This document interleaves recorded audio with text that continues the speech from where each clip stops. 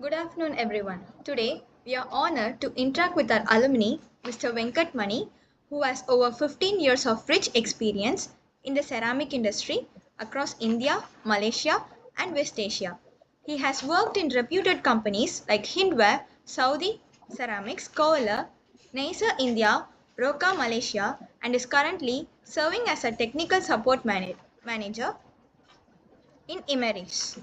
He is also the author of Sanitary Ware 101, a book that simplifies the fundamentals of sanitary ware manufacturing. This session will give us insights into his journey, technical expertise, and advice for students aspiring to build their career in ceramics. On behalf of INSA Students Chapter of Anna University, I warmly welcome Mr. Venkat Mani to our very first alumni talk. We welcome you, sir. Thank you very much for the offer. So, sir, let's start with our first question. What Sure. motivated you to choose ceramics as a career path, sir? Honestly speaking, when I choose ceramics, I did not know much about it. What I want to do is actually choose a unique field and give my best. So that is why I selected a ceramics department. But once I joined Hindware, I discovered that ceramic have a vast opportunity and very challenging industry. There are a lot of options available in ceramic sector. So in the 2 years of my foundation in Hindware, I able to understand that. So, how did your early years at Hindware shape your foundation, sir? Once we finished college, we joined on campus interview. We have joined Hindware. So we first time we joined a factory. So that is a good experience. Hindware also a very good company. They provide a good training for who joins. So it shaped my fundamentals and set a goal where I want to be in the future. So it is a good farming experience in India. So, looking back, what challenges did you face as a fresher in ceramics and how did you overcome them, sir? Actually, once we finish college, we joined a company. So first thing we want to do is connect how we want to connect the theories with the real factory practice. So that is will be a big challenge. This can be overcome by simply interacting with the floor level people, asking them questions, and spending time in observing the process until we get what is the link between the practical and the theoretical part. Sir, you have worked in India, Malaysia, and West Asia. How different are the ceramic industries in these regions, sir? Actually, if we look at production process, everything will be similar. It will not vary based on the geolocation, but the technology will be different based on the resource availability. For example, if you take a Gulf country, so they have a lot of energy resources. So they will be investing more on machineries compared to manpower. And when we go for India, you will be like you will be ready to invest more on manpower compared to the energy because the energy cost is very high in India.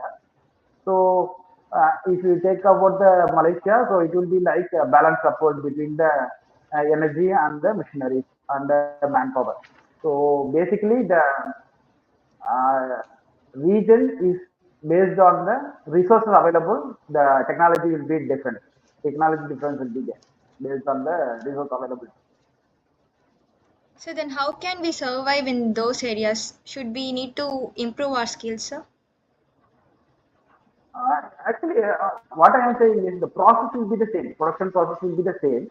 Only the technology will be different. For example, as I told, Gulf country will prefer more on high pressure casting because the energy cost to run the high pressure casting machine is high, but they have a lower energy cost. So they will go for a high pressure casting machine. For Indian, our energy cost is high, so that we will go for a manual bench casting or battery casting like that. So our side will not be a much difference, but technology wise there will be a difference. Among your various roles, which one taught you the most valuable lessons, sir? For me, um, the glazing department, inspection and glazing department will be a most valuable lesson, given the most valuable lesson because um, In inspection, you can easily understand what are the defects happening in the factory, and also you can able to filter the product before going to firing, because after firing there will be no recycle option, but before firing you can recycle it. So for me, glazing inspection glazing department will be a more valuable lesson department for me. So could you share some of your experience in those glazing areas, sir? For example, when we are running one particular place, one company where I have a manager for inspection and glazing. So our yield is around 60%, 55% like that. So when we put more effort there, we focus more on there, and we did not touch any other department. We introduced few process and checking methods where our yield gone to 70-75%. So obviously there is a 12 to 15% improvement in the production, which made a huge impact in the cost as well as the sustainability. So because of that one, I got promoted as a production manager there. That is my one of the experience in glazing. Sir, in sanitary ware production, what are the most common technical mistakes that freshers do, and how can they avoid them, sir? For sanitary ware, what I can say is many freshers, what they will do is try to rush to solution without identifying the root cause, because in sanitary production the defect may be coming from multiple reasons. It may be man, machine, method, process, or whatever it is. There are multiple ways the defect can come, or the cost can come. So freshers need to understand each and every point in the problem. Then after only they have to come to a solution, and they have to be open to everything. They should not be ignoring, okay, this may be not a problem, this may be not a problem. They have to give all these points a look, fresh look into it before coming to a solution. So you're saying that we should think broad and Yes, think in all need to be aspects. open. For example, normally when there is a defect in the shop floor, what we will do is we will take everybody opinion, like even workers there, even the lowest person there also, we have to get the feedback, because people will be having their knowledge. So freshers, what they think only from their perspective. They will not be thinking everybody's perspective. So freshers should get everybody's perspective and then come to a concrete solution. Should not be rushing to the solution first. And apart from this technical skills, what soft skills have you helped to grow into a leadership role, sir? Major thing is communication and people management, how you are handling people, because when you are in the shop floor, you may be handling 100 to 200 people. So each people have a different set of characters. So you need to know how you will manage each people differently. You will not be like reacting to all the people in the same way. There are some people which require encouragement. There are some people require simple talking. So people management is very important if you are going to the industry or a leader level position, and you have to have a ability to explain a concept which is a difficult concept, but you have to simplify it to the people to understand better. So this way you can grow from bottom to top. Sir, could you tell us some of the technical skills that ceramic students should focus before entering into the industry too? From the industry point of view, knowing quality control tools and Kaizen, Six Sigma, lean manufacturing, these are the skills will help you to understand that which way we have to solve a problem, what are the tools we can use to solve this problem, and you can approach any problem in systematical way.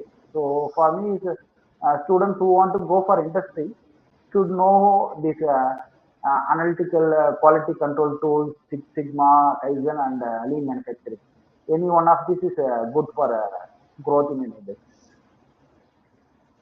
So how can we gain those skills while studying, sir? Because we are pursuing ceramic technology and I am third year now. So how can I Okay. improve those skills now? For example, if you take a Six Sigma course, you have a yellow belt, green belt, black belt, like that. So initially you can go for a green belt where you will have knowledge of all the quality control tools. Then when you visit a factory, you will see a problem and you will put this problem into this whatever the quality control tools you learn. Then you can able to do this project. Like for example, every problem will have a set of guidelines. Okay, these kind of problem you can use this particular tool. For example, uh, fishbone method and or otherwise histogram or control chart. So based on the problem you are facing or based on the situation you are handling, you can put this tool into work. So that is how same like for example you are studying a ceramic degree now.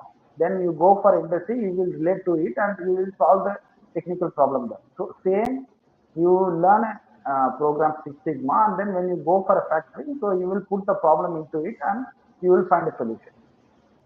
Sir, how important is research knowledge in practical factory life, sir? Actually, practical knowledge matters more in day-to-day work, but it is good to have research knowledge. For example, if as a ceramic person, if you have a good research knowledge in clay, ball clay and china clay, it will be much better to solve multiple problems in the factory because every ceramic factory will have a ball clay or china clay. So for me, it's good to have basic knowledge of ball clay and china clay. And if you can able to research more on these properties of ball clay, how it contributes to each fire property like that, then it will be more helpful for you. And many students worry about limited job opportunities in ceramics, sir. What's your advice for them? Actually, because of this AI, not only ceramic industry, multiple industries are facing a problem. Job challenge will be there, and it is not only now. When I am studying, also the same problem is there. There are sometimes recession will be coming. So think about a big picture. Globally, ceramic is big industry. Demand is having across all the markets. So just if you can able to solve any problem company facing, company will hire you. Companies want to hire people who can solve the problem, not just degree holder. So upgrade your skills so that there won't be an issue of getting a job opportunity. Sir, how can students make the most of internships and training programs, sir? Actually, industries are a very short period of time where you will be visiting the factory. So, based on your attitude, be serious, punctual, curious, ask questions. When you ask questions, people will think themselves. For example, if you are asking a question, I will think about it. So, I will also use my knowledge.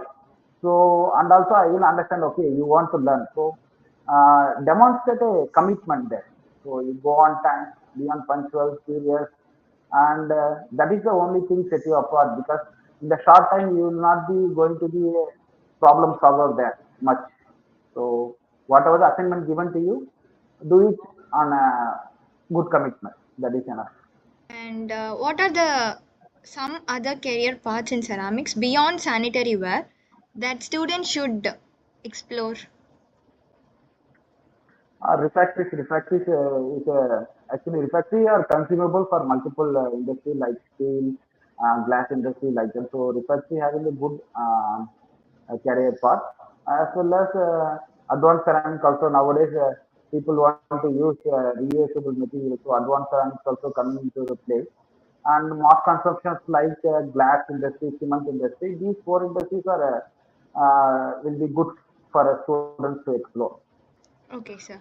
Sir, you have written a book titled Sanitary Ware 101. What inspired you to write it, sir?